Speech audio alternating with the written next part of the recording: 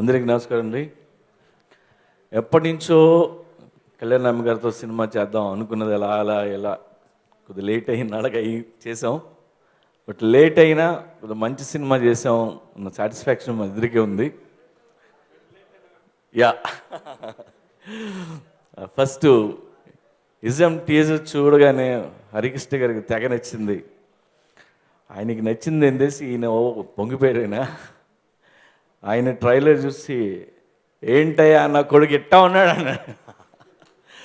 And ఈ cinema కోసం కళ్యాణ్ గారు చాలా కష్టపడ్డారు. 3 monthsలో ఐ థింక్ 13 kilos ఎంత తగ్గి ఎక్సర్సైజ్ చేసి హ్యాట్స్ ఆఫ్ సార్, చిన్న విషయం కాదు.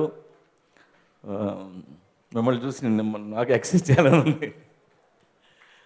అండ్ ఇజం టీజర్ చూసి హరికృష్ణ గారు మెచ్చుకొని ఆనందంలో నాకు 2 పావురాలు గిఫ్ట్ ఇచ్చారు.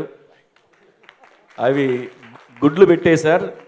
పిల్లలు బయటికి రాగానే అందరం కలిసి మీ దగ్గరికి వస్తాం సరే. అండ్ నో సార్, ఈ సినిమా మీరు తన యాక్టింగ్ చూసి మీరు ప్రౌడ్ ఫీల్ అవుతారు.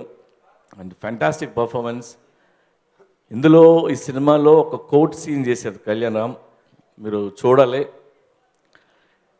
ఎందుకంటే కోర్ట్ సీన్లన్నీ నందమూరి వారి అకౌంట్లో ఉన్నాయి అన్నీ. అండ్ తారక్కి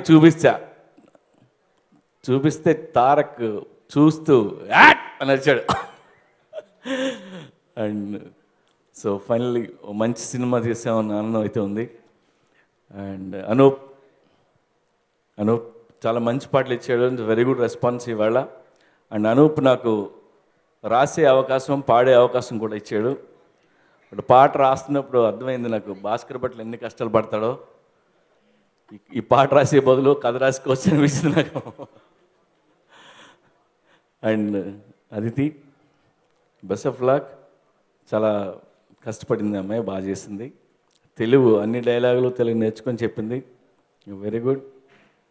అండ్ మా DOP Mukesh, my Junaid, fights Venkat, అందరికీ టీమ్కి పనిచేసిన అందరూ నేను థ్యాంక్స్ చెప్తున్నాను.